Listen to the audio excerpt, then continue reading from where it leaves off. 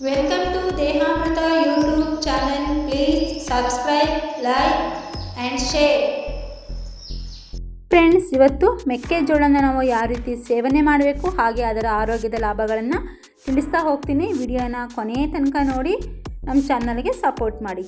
ಮೆಕ್ಕೆಜೋಳನ ಸುಟ್ಟು ಸೇವನೆ ಮಾಡೋದ್ರಿಂದ ಅದರಲ್ಲಿ ಇರುವಂತಹ ಆರೋಗ್ಯದ ಲಾಭಗಳು ನಶಿಸಿ ಹೋಗುತ್ತೆ ಅಂತ ನನ್ನ ಪ್ರಕಾರ ನಾನು ಹೇಳ್ತಾ ಇದ್ದೀನಿ. ಇದನ್ನು ನಾವು ನಮ್ಮ ಅಜ್ಜಿ ಅಂದರೆ ಹೇಗಪ್ಪ ಮಾಡ್ತಿದ್ರು ಅಂದರೆ ಮೆಕ್ಕೆಜೋಳನ ದಂಟಿನ ಸಮೇತವಾಗಿ ನಮಗೆ ಬೇಯಿಸಿ ಕೊಡ್ತಾ ಇದ್ದಿದ್ದನ್ನು ನಾವೆಲ್ಲ ನೋಡಿದ್ದೀವಿ. ಈ ರೀತಿ ಮೆಕ್ಕೆಜೋಳನ ದಂಟಿನ ಸಮೇತ ಸೇವನೆ ಮಾಡೋದ್ರಿಂದ ನಮಗೆ ಹಲವು ಆರೋಗ್ಯದ ಲಾಭಗಳಿವೆ. ನೋಡಿ, ಮೆಕ್ಕೆಜೋಳನ ನಾವು ಯಾವ ರೀತಿ ಬಿಡಿಸ್ಬೋದು ಅಂತ ಹೇಳಿ ನೋಡೋದಾದರೆ, ನಾವು ಒಂದು ಲೇಯರ್ನ ಸ್ಪೂನಲ್ಲಿ ಅಗದು ತೆಗೆದುಬಿಟ್ಟು ನೆಕ್ಸ್ಟ್ ನಾವು ಈ ರೀತಿ ಇದನ್ನು ಬಿಡಿಸ್ತಾ ಬಂದರೆ ನಮಗೆ ಜೋಳ ಸಪ್ರೇಟಾಗಿ ಬರುತ್ತೆ. ನಾನು ಜೋಳ ಬಿಡಿಸ್ಲಿಕ್ಕೆ ಏನಪ್ಪ ಅಂದರೆ ಕಾರಣ ಅಂದರೆ ನನ್ನ ಮಕ್ಕಳು ಜಾತ್ರೆಯಲ್ಲೆಲ್ಲ ಸೇವನೆ ಮಾಡ್ತಾರಲ್ಲ, ಇದು ಸ್ವೀಟ್ ಕಾರ್ನ್ ಅಂತ ಹೇಳಿ ಆ ರೀತಿ ಮಾಡಿಕೊಡಮ್ಮ ಅಂತ ಒಂದೇ ಸಮ ಹಠ ಮಾಡಿದರು. ಅವರಿಗೋಸ್ಕರ ಈ ರೀತಿ ಮಾಡಿಕೊಡ್ತಾ ಇದ್ದೀನಿ. ಹಾಗೆ ಎರಡನ್ನ ಈ ರೀತಿ ಬಿಡಿಸಿ ನಾನು ಬಾಯ್ಲ್ ಮಾಡಿಕೊಂಡು ಅವರಿಗೆ ಕಾರ್ನ್ ಟೈಪ್ ಮಾಡಿಕೊಡ್ತೀನಿ.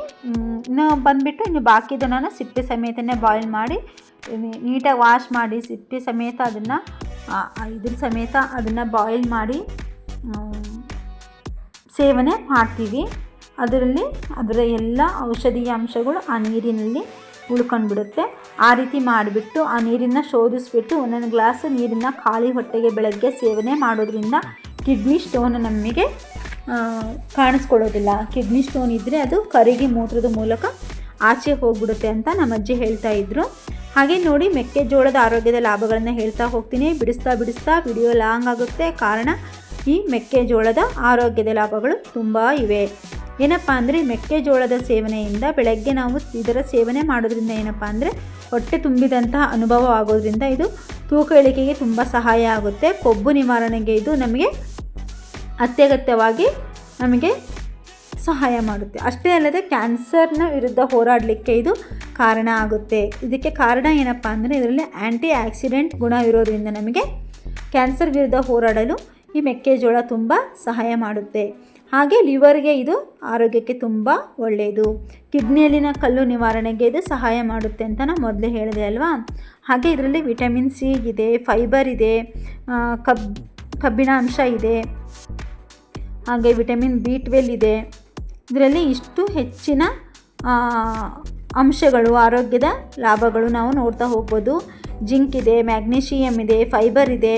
ಹಾಗೆ ಕಣ್ಣಿಗೆ ತುಂಬ ಒಳ್ಳೆಯದು, ಮೂಳೆಗಳಿಗೆ ತುಂಬ ಬಲ ಕೊಡುತ್ತೆ.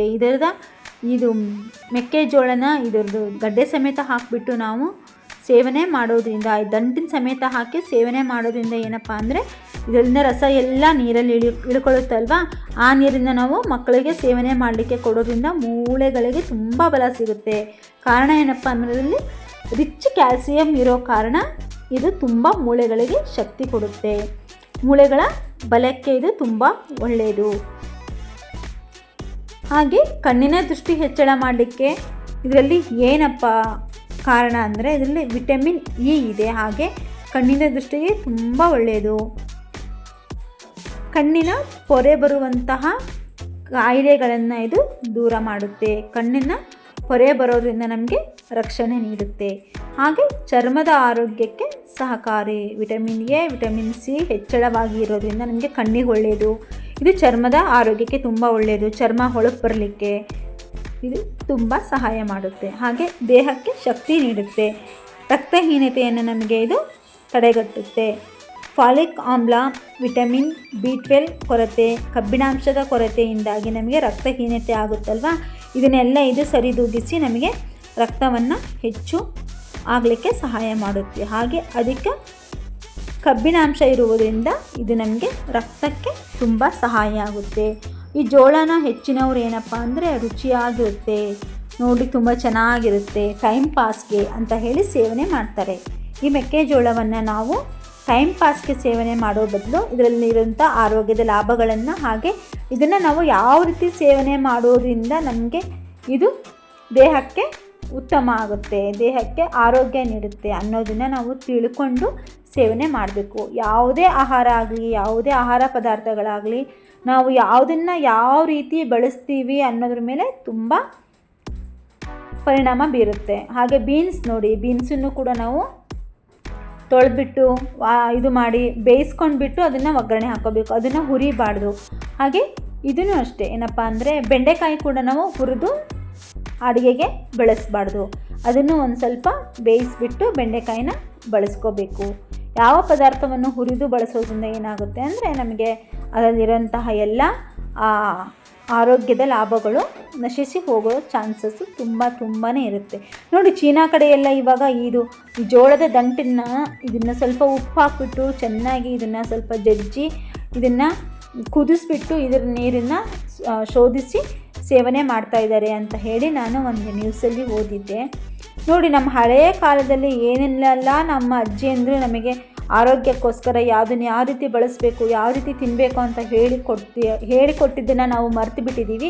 ಈಗ ವಿದೇಶದವ್ರು ಏನು ಹೇಳ್ತಾರೋ ಅದನ್ನು ನಾವು ನಂಬಿ ಅದನ್ನು ಆಚರಣೆಗೆ ತಗೊಳ್ಳೋಂತಹ ಪರಿಸ್ಥಿತಿ ನಮ್ಮ ಭಾರತ ದೇಶದ ಸಂಸ್ಕೃತಿ ಸಂಪ್ರದಾಯಗಳಿಗೆ ಬಂದುಬಿಟ್ಟಿದೆ.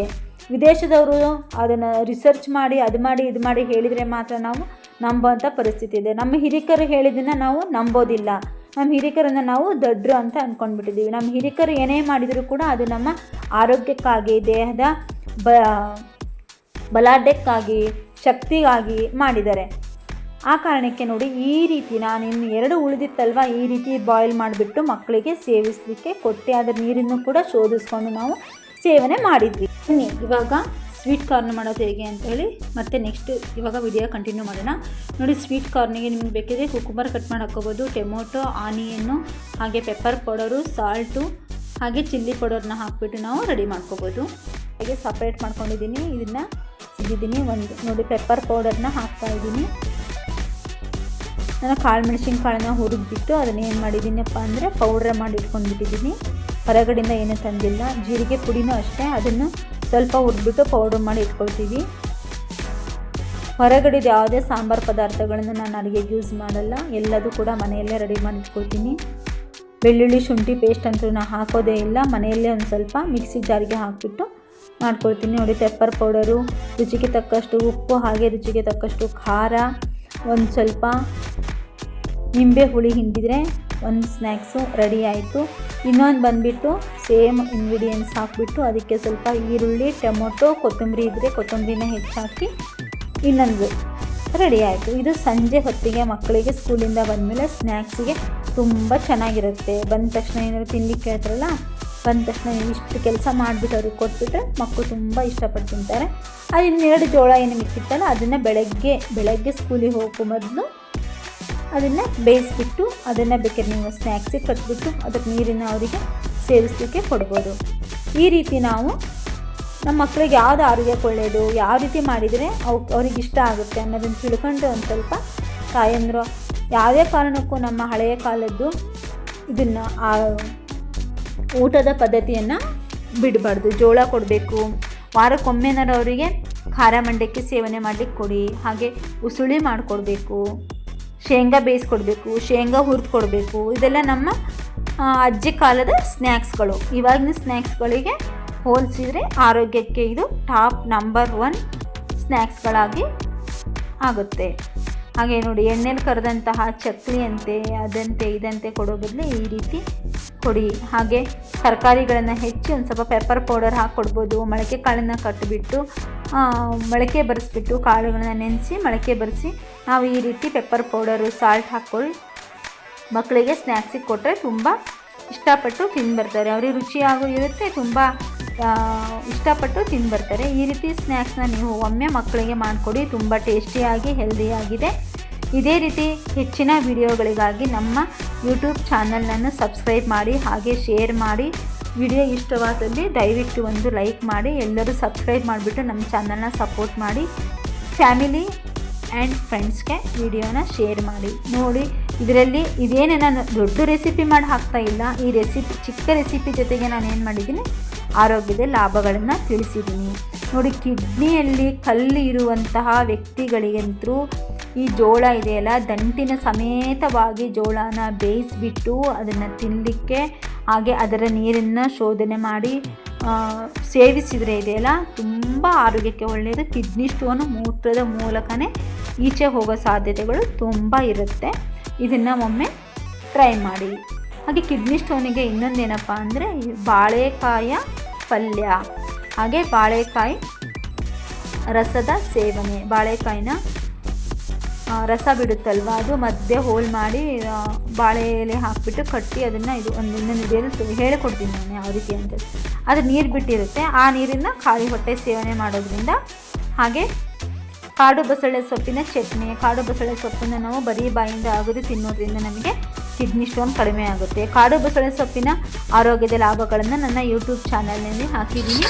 ದಯವಿಟ್ಟು ಯೂಟ್ಯೂಬ್ ಚಾನಲಲ್ಲಿ ಹೋಗಿಬಿಟ್ಟು ನೀವು ನೋಡ್ಕೋಬೋದು friends. Thank you so much.